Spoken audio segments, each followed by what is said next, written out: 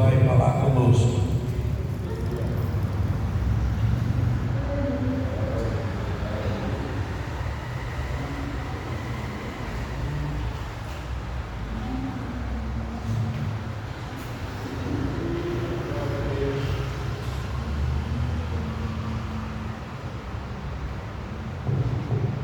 Igreja Santa, paz do Senhor Jesus, graças a Deus por tudo que o Senhor tem feito. Vamos fazer a leitura devocional da noite, lá no Antigo Testamento, livro de Eclesiastes, capítulo de número 5, culto de doutrina tem um caráter didático, caráter de ensino. Vamos olhar alguns versículos da palavra de Deus de um dos homens mais sábios que já caminhou na terra, livro de Salmos, Provérbios e Eclesiastes, um dos livros mais poderosos em sabedoria, livro de Eclesiastes, capítulo 4, versículo 1, que diz: depois voltei e atentei para todas as opressões que fazem debaixo do sol, e eis que vi as lágrimas dos que foram oprimidos e dos que não têm consolador, e a força estava na banda dos seus opressores, mas eles não tinham nenhum consolador. Pelo que eu louvei, e os que já morreram mais do que os que vivem ainda. É melhor que uns e outros é aquele que ainda não é, e não viu as más obras que se fazem debaixo do sol. Também vi que todo mundo trabalha, e toda destreza em obras trazem ao homem a inveja do seu próximo. Também isso é vaidade e aflição de espírito. O tolo cruza suas mãos e come a sua própria carne. Melhor é uma mão cheia com descanso do que ambas as mãos cheias com trabalho e aflição de espírito. Outra vez me voltei e vi vaidade debaixo do sol. Há um que é só e não tem segundo. Sim, ele não tem filho nem irmã, e contudo, de todo o seu trabalho não há fim, nem os seus olhos se fartam de riquezas. E não diz: para quem trabalho eu, privando a minha alma do bem? Também isso é vaidade e enfadonha em ocupação. Melhor é serem dois do que um, porque tem melhor paga do seu trabalho. Porque se um cair, o outro levanta o seu companheiro, mas ai do que estiver só, pois quando caindo, não haverá outro que o levante. Também se dois dormirem juntos, eles se aquentarão, mas um só como se aquentará? E se alguém quiser prevalecer contra um, os dois lhe resistirão, e o cordão de 3 dobras não se quebra tão depressa. Melhor é o jovem pobre e o sábio do que o velho e insensato, que se não deixa mais admoestar. Porque um sai do cárcere para reinar, sim, um que nasce pobre no seu reino. Vi todos os viventes andarem debaixo do sol, com o jovem, o sucessor que ficará em seu lugar. Não tem fim todo o povo, todo que ele domina, tão poucos descendentes se alegrarão dele. Na verdade, que também isso é vaidade e aflição de espírito. Amém. Glória a Deus.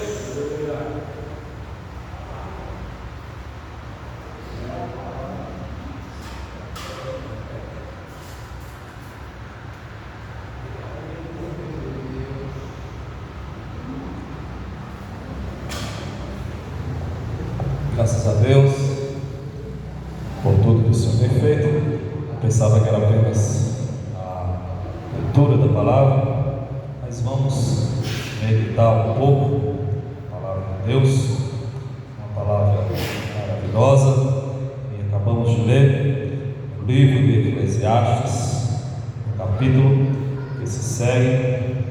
Vamos orar agradecendo a Deus. Mesmo sentado aí, coloque a mão no seu coração.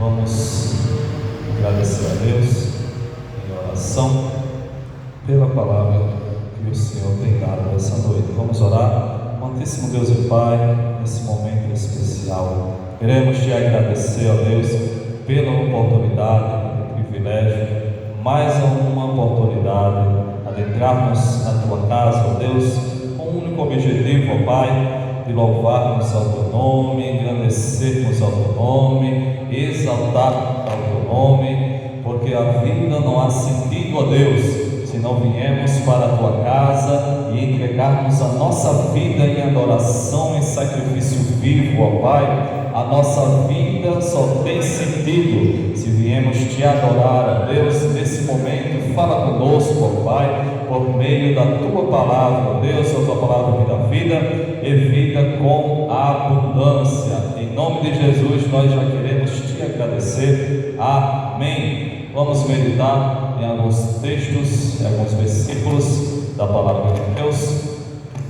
Salomão, especificamente, escrevendo um conjunto de textos que são o livro de Eclesiastes, também escreveu Provérbios, e anterior a ele, o seu pai também escreveu muitos versos.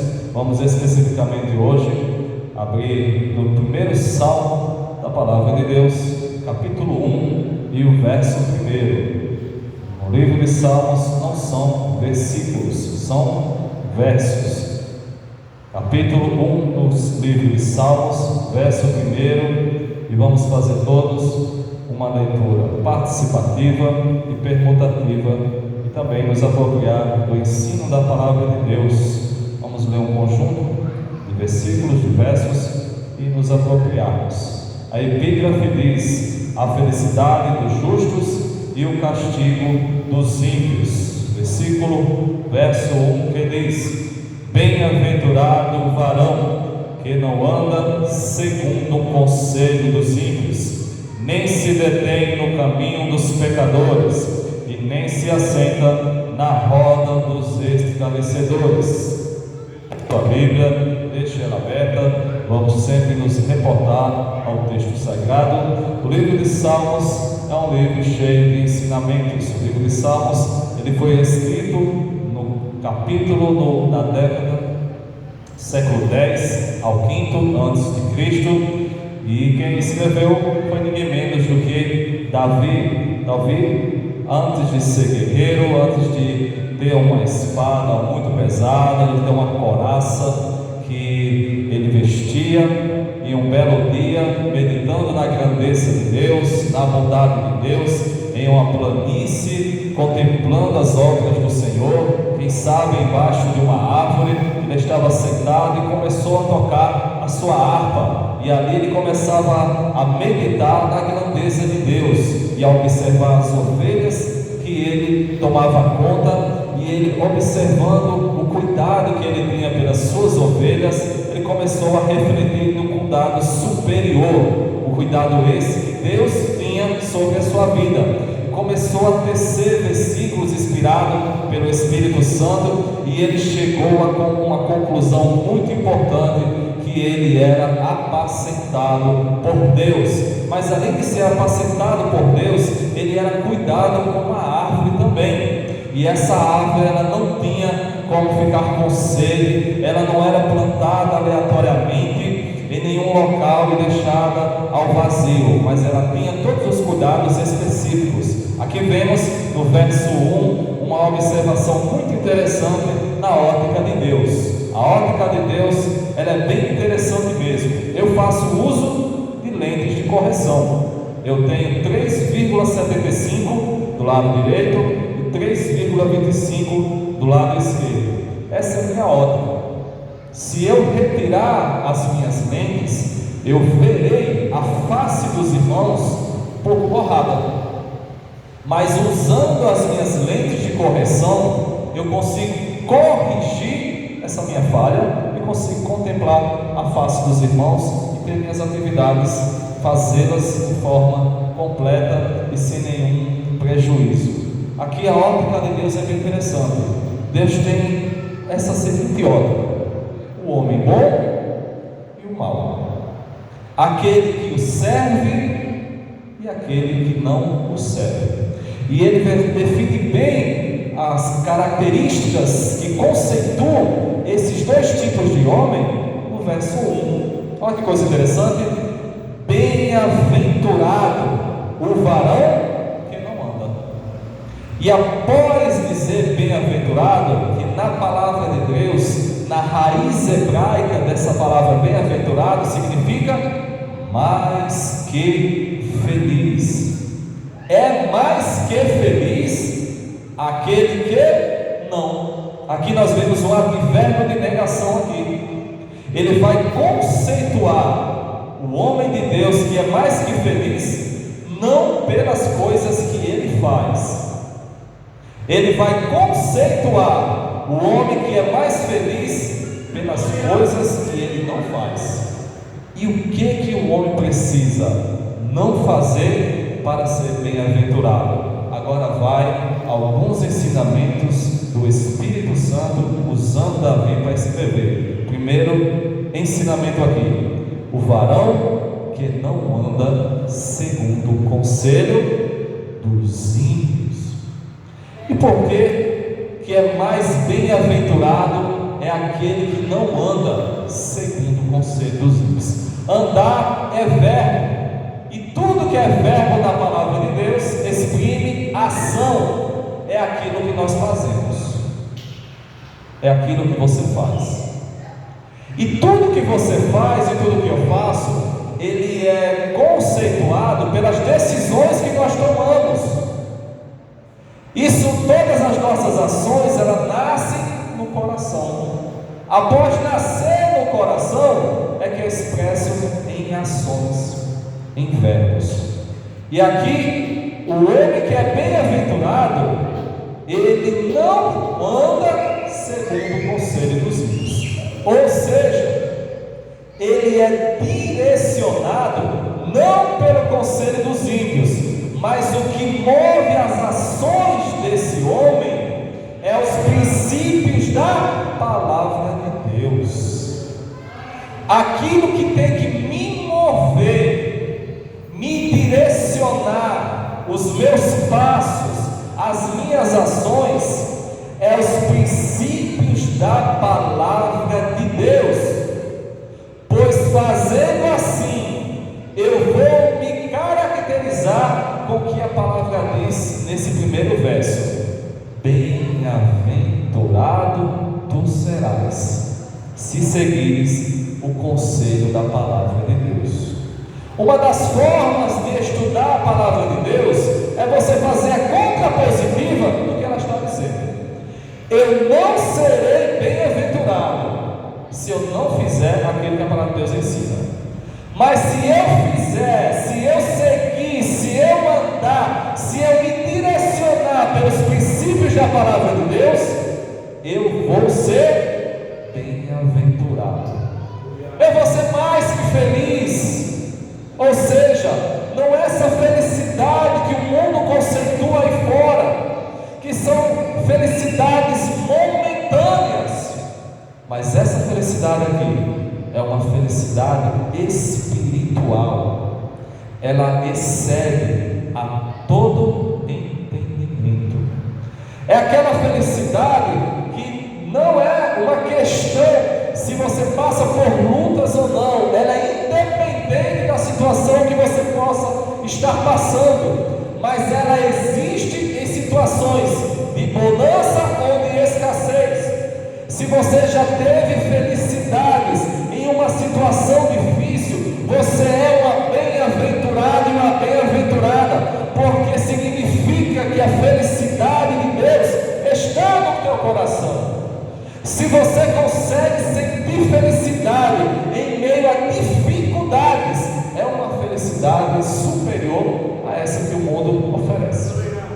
Vamos caminhando, o tempo não é, meu amigo. Bem-aventurado o varão que não anda segundo o conselho dos ímpios. E tem mais: nem se detém no caminho dos pecadores. Aqui nós vemos o que? Caminho dos pecadores.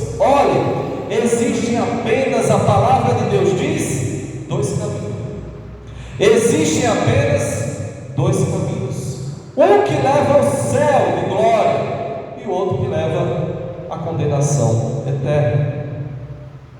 E aqui, o bem-aventurado, ele é caracterizado por não estar no caminho dos pecadores. Observe bem, ele não está no caminho dos pecadores, pois o caminho dos pecadores é um caminho muito largo, é um caminho com muitas facilidades, mas sem a presença de Deus.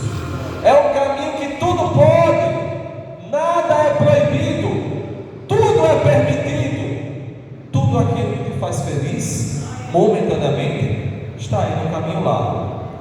Mas você não vai ser caracterizado como bem-aventurado. Você não vai ser mais feliz se você caminhar o caminho largo dos pecadores. Aqui, Deus conceitua o bem-aventurado por aqueles que estão ausentes do caminho dos pecadores, aqueles que não fazem parte do caminho dos pecadores, aqueles que não concordam em estar fazendo o que eles fazem, aqueles que se negam a pensar como eles pensam, aqueles que não fazem nem falam as palavras que eles fazem. Observe bem, o caminho dos pecadores ele é produzido por ações, por olhares pecaminosos, por palavras torpes, por pensamentos impuros. Todas as ações que o ser humano pode fazer distante de Deus estão presentes no caminho dos pecadores. Deus não caracteriza o bem-aventurado no caminho dos pecadores. Pelo contrário, o bem-aventurado está muito distante do caminho dos pecadores. O bem-aventurado é aquele que se nega o seu eu. Olha, policia as suas palavras, nutre elas com a palavra de Deus. A boca fala daquilo que o coração está cheio. Só podemos expressar boas palavras se na fonte do coração ela já estiver lá. Só podemos ter ações de santidades se na nossa mente estiver cheia da palavra de Deus, daquilo que é do alto, pensamentos do alto. Você pode não impedir que um passarinho voe à sua mente, mas você pode impedir que ele faça um ninho na sua mente, na sua cabeça. Os pensamentos maus é normal o ser humano ter, mas você não pode alimentá-los. Quando aquele pensamento negativo vem, aquela voz, aquele pensamento passa pela sua mente, você repreende no poder que existe o nome de Jesus, você repreende ele, você não alimenta esse pensamento, você tem a opção de negá-lo. E Deus, de tantos atributos que Ele tem, atributos comunicáveis e incomunicáveis, um deles incomunicáveis é o atributo da onisciência. Ele é incomunicável, só pertence a Deus. Deus sabe de tudo o que você pensa, Deus sabe de tudo o que você vai pensar. Deus já sabe antes de você pensar. Escolha não alimentar os pensamentos, escolha não alimentar pensamentos pecaminosos, para você produzir pensamentos de paz, pensamentos de gratidão, pensamentos de vitória, pensamentos de alegria. E assim a tua boca falará aquilo que está no coração, que agrada a Deus. Vem comigo no texto, temos mais aqui. Não se detém no caminho dos pecadores, na roda dos escarnecedores. Nós temos aqui outro verbo, não se assenta. O ato de sentar. E aqui nós vemos que o salmista, usando esse verbo aqui, ele caracteriza alguém que está muito à vontade.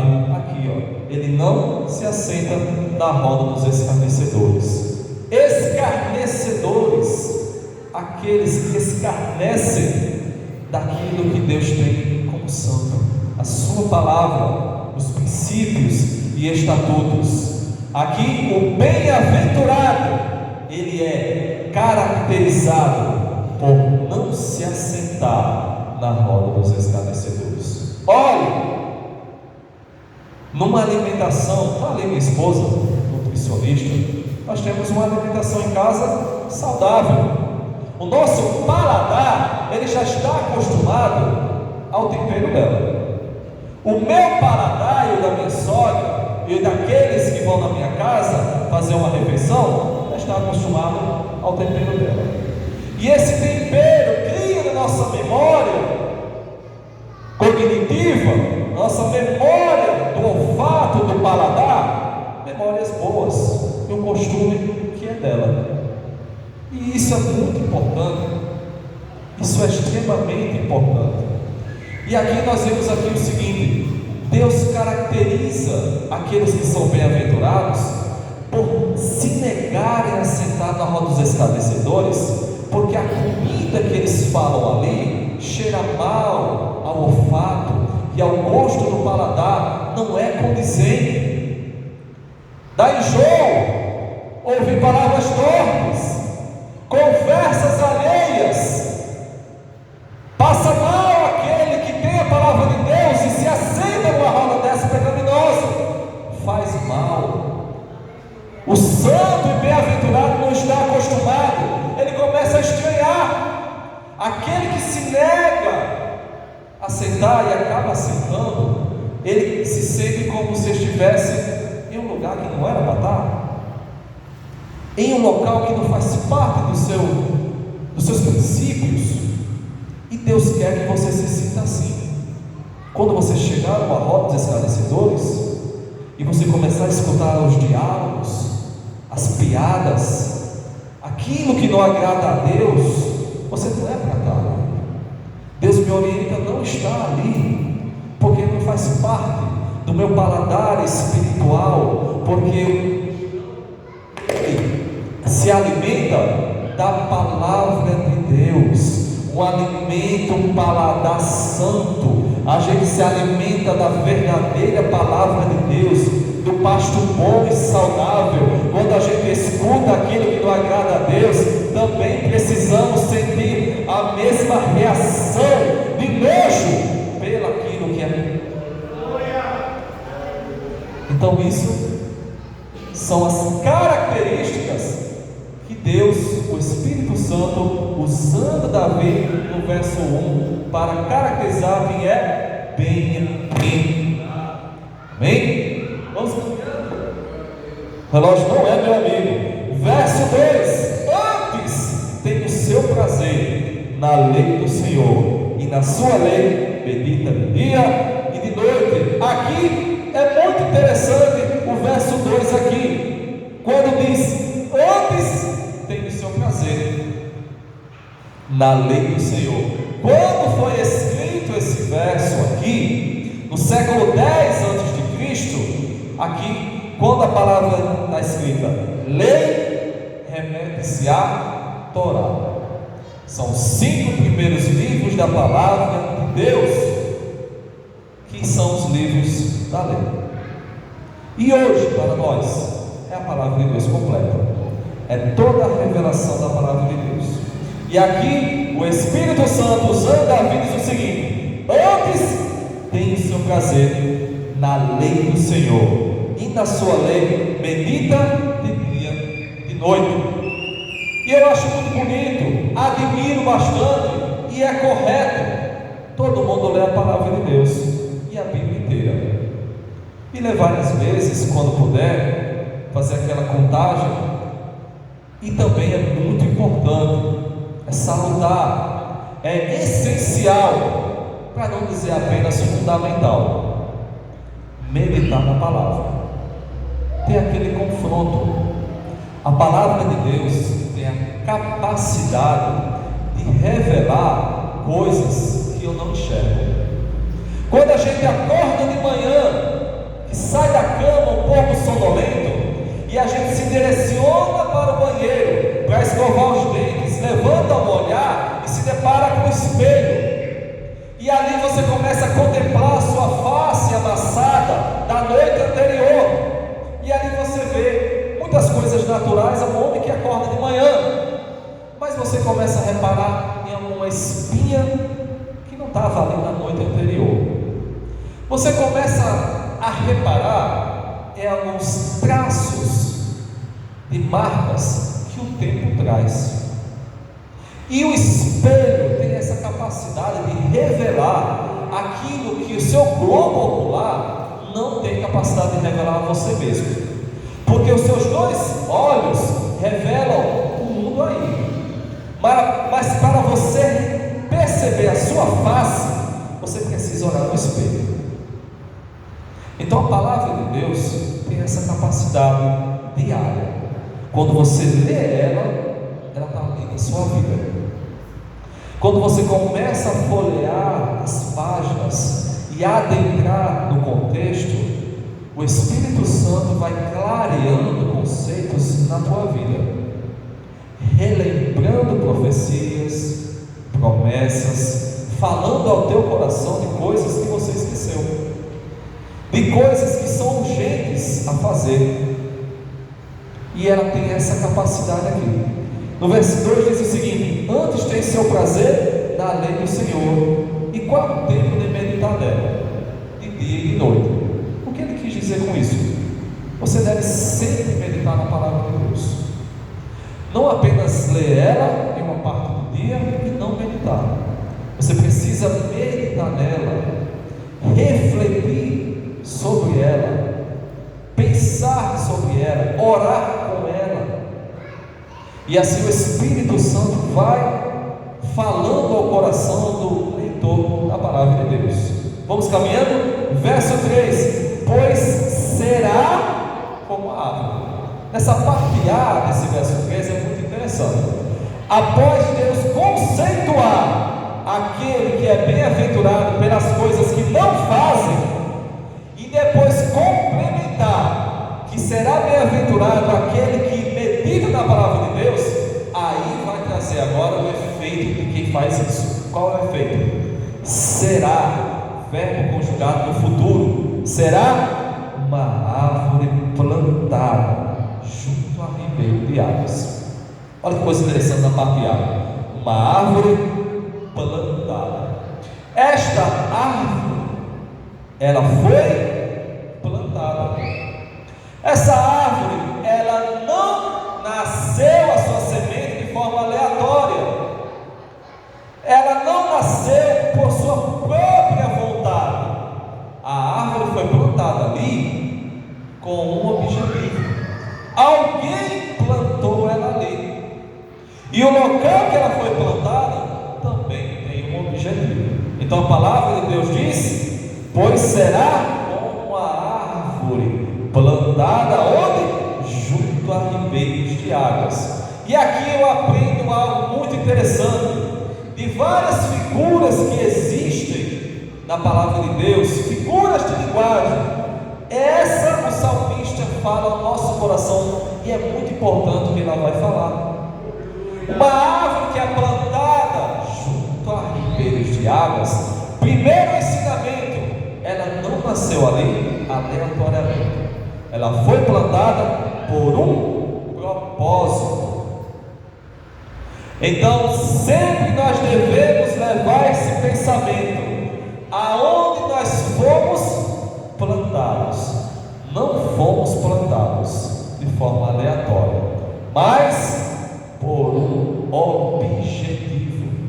E Deus, de tantos atributos que Ele tem, comunicáveis e incomunicáveis, este aqui é um objetivo de Deus. Deus é onisciente e Ele sabe o que está fazendo. Se Ele plantou você objetivo. Você não foi plantado no deserto para morrer. Esta árvore foi plantada especificamente junto a ribeiros de águas. E uma árvore, embora muitos a olhem e acham que ela está morrendo, mas não está. A árvore, ela tem duas características interessantes. Ela tem seu tronco, ela tem galhos e folhas e frutos. Mas isso é o que a gente vê com o olho. Mas embaixo da terra tem raízes. E as raízes, que é aquilo que está no interior, é o que sustenta a árvore em pé. E as raízes têm várias funções, das quais absorver água do solo. A árvore foi plantada junto a ribeiros de águas. Ali a árvore, com a sua raiz, começa a sugar água para não morrer. Então Deus, de tantos atributos que Ele tem, Deus sabe aonde plantar uma árvore. Deus sabe que ela não vai morrer porque ela tem a sua essência, raízes, que tem a função de puxar água, absorver e se hidratar. E essas águas vão fazer as folhas serem verdes. Essas águas vão fazer a árvore produzir frutos. Então possa ser que essa árvore nem goste do local que ela foi plantada, mas ela vai ter capacidade ainda de produzir frutos e sombra para aqueles que chegar próximo dela, viu? Vai ter essa capacidade, a função de ser sombra para aqueles que as rodeiam. Olha que interessante, pois será como a árvore plantada junto a ribeiro de águas. E agora, que dá o seu fruto. Olha que coisa interessante, ela dá o seu fruto. Cada árvore tem a sua característica. Tem árvores que são macieira, dão maçã. Tem árvores que são laranjeiras, dão laranjas. E o fruto da árvore é a sua essência. Então essa árvore, ela não pode dar um fruto que não seja da sua essência. Então o ensinamento que nós retiramos aqui é que nunca posso dar um fruto daquilo que eu não fui plantado para ser. Eu não posso dar um fruto daquilo que eu não fui plantado para ser. Eu preciso dar o fruto que eu fui plantado para ser. Macieira dá maçã, laranjeira dá laranja, limoeiro dá limão, cajueiro dá caju. Então nós vemos aqui cada fruta tem uma essência, cada essência produz um fruto. Qual é o seu fruto? Cada cristão precisa saber qual o seu propósito. Qual é o seu propósito? O nosso propósito é adorar e servir a Deus com excelência. Deus, os atributos que Ele tem, deles novamente é a onisciência e também a presciência, que é um produto da onisciência. E o que é presciência? É a capacidade de saber das coisas antes que elas aconteçam. Deus tem expectativas ao nosso respeito. As expectativas de Deus ao meu e ao teu respeito é essa: adorá-lo independente da situação. Adorar a Deus não é fácil, muitas das vezes, mas a expectativa de Deus em relação a Jó era a adoração em sua vida. A expectativa de Deus em relação a Davi era a expectativa de adoração. A expectativa de Deus na tua e na minha vida é a adoração de Deus. Vamos caminhando? Está terminando, viu? Eu nem sabia que ia pregar hoje, eu pensava que era só para ler. Vamos lá? Voltando aqui, cada fruta, cada árvore dá o seu fruto em que? Na estação própria. Essa parte é muito interessante, viu? Nós temos tempo, viu, para dar fruto. Se a gente querer dar o fruto antes do tempo, ele está verde e não serve. Existe um tempo determinado está escrito em Eclesiastes 3 que há tempo para todas as coisas, e há tempo para dar fruto dessa árvore, viu? Tem um tempo. Tem um tempo específico. Muito tarde apodreceu, muito cedo está verde. Cada árvore tem o seu tempo determinado para dar o seu fruto. E isso é importante, é ciência de saber que toda árvore precisa do tempo certo para dar o seu fruto. Nunca devemos dar o fruto que não é a nossa essência, e devemos dar o fruto no tempo certo. Vem comigo na palavra de Deus, caminhando aqui. Dá o seu tempo, dá o seu fruto na estação própria, e cujas folhas não caem. Isso é bem interessante aqui, viu? As folhas é a roupa da árvore, assim como eu visto o terno, e ele tem a capacidade de esquentar o corpo humano. As folhas é o que dá sentido e vida à árvore.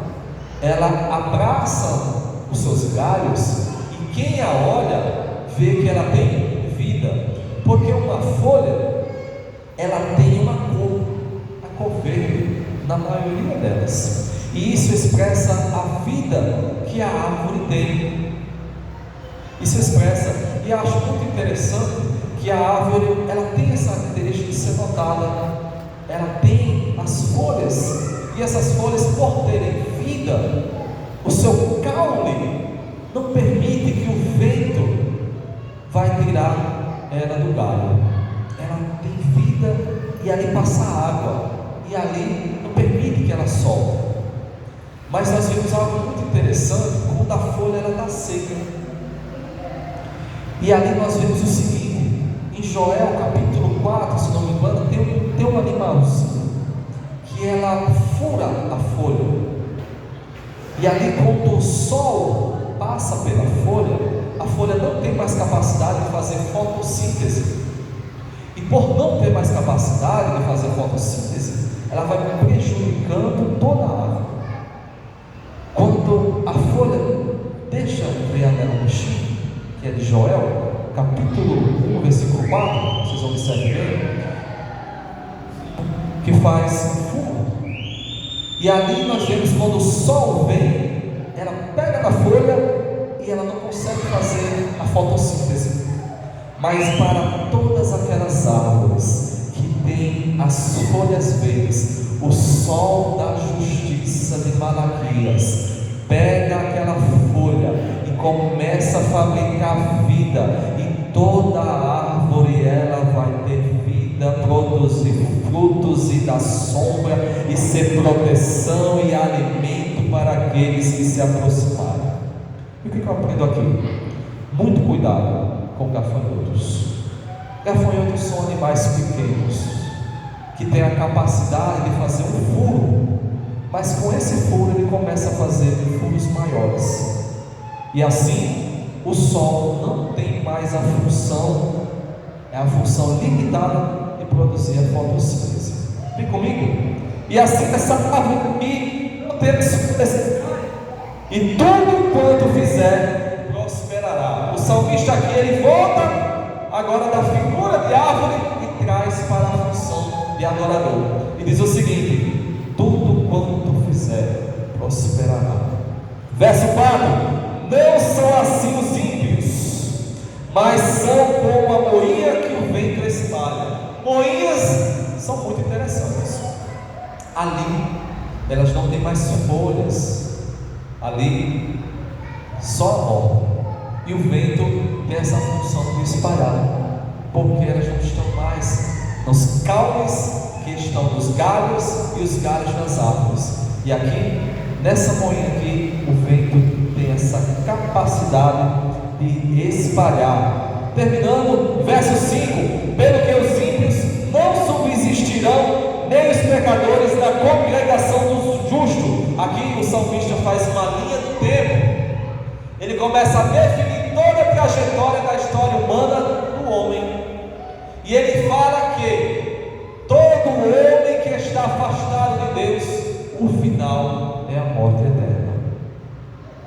Todo aquele que não é bem-aventurado, que não separa o caminho dos ímpios, que não se afasta da roda dos escarnecedores, que deixou de meditar na palavra de Deus, que por consequência desses atos não vai ter vida nas suas folhas e produzirá fruto. O final desse homem e dessa mulher é que o vento espalhará eles pelo ar. Mas aqueles que têm o prazer de meditar na palavra de Deus e se afastar da roda dos esclarecedores, do caminho dos pecadores, ele vai produzir fruto, vai ter folhas em suas árvores, e ali ele sempre estará na casa do Senhor, porque o Senhor conhece o caminho dos justos, mas o caminho dos ímpios perecerá. Aqui nós vemos aqui o final daquele que adora a Deus. Agradeço a oportunidade. Deus continue abençoando a igreja em nome de Jesus. Amém.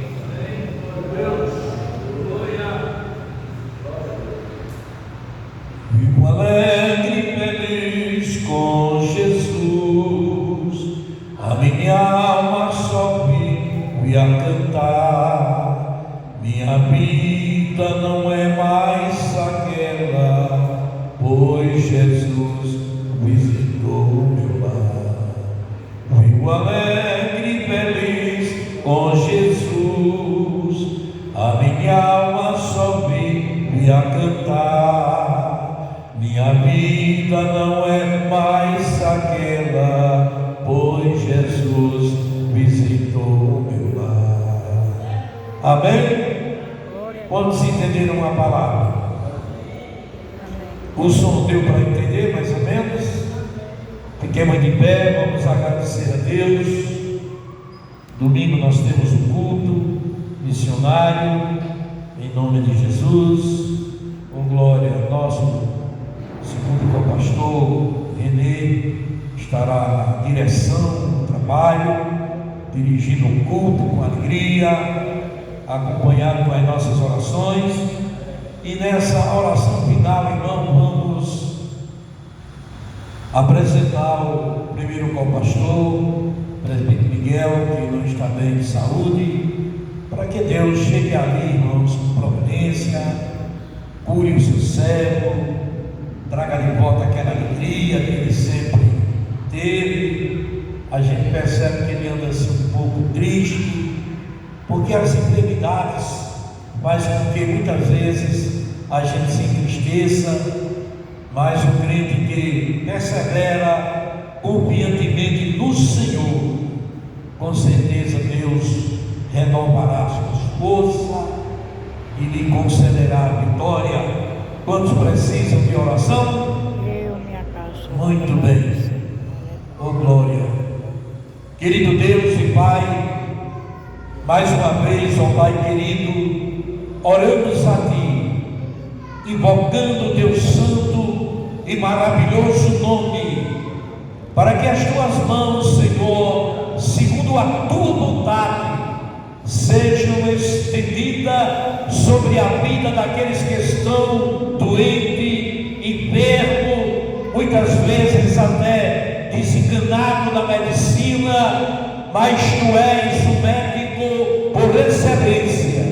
Meu Deus, segundo a Tua vontade, restaura, traz saúde para aqueles que estão carecendo. Abençoa a Tua igreja, essa partícula do Teu povo, aqui nesta cidade de Passa e Bica, animando aqueles que estão desanimados, Senhor, derramando um grande despertamento na vida daqueles que estão acomodados, Senhor, porque sentimos que a Tua vinda, meu Pai, está mais próxima do que nunca. Portanto, meu Deus querido, nos reveste cada dia com a porção do Teu Santo Espírito e nos leva para os nossos lares na paz do Senhor, e acampa Teus anjos em volta daqueles que eu tenho, Senhor, para livrar, abençoando poderosamente os Teus filhos. E apresentamos também nosso pastor presidente, Senhor, da nossa Convenção Geral das Assembleias de Deus no Brasil, pastor Josué do Júnior, pastor Martim Alves, presidente da nossa convenção, Senhor, Semaderne, aqui no Rio Grande do Norte. Portanto, abençoe os companheiros que militam esta fé, Senhor, e são conservadores do princípio da tua palavra, em nome de Jesus. Que o amor de Deus e a graça de nosso Senhor Jesus Cristo e as consolações do Divino Espírito Santo seja com a igreja do Senhor, hoje e para todos sempre. Amém. Deus abençoe os amados irmãos em nome de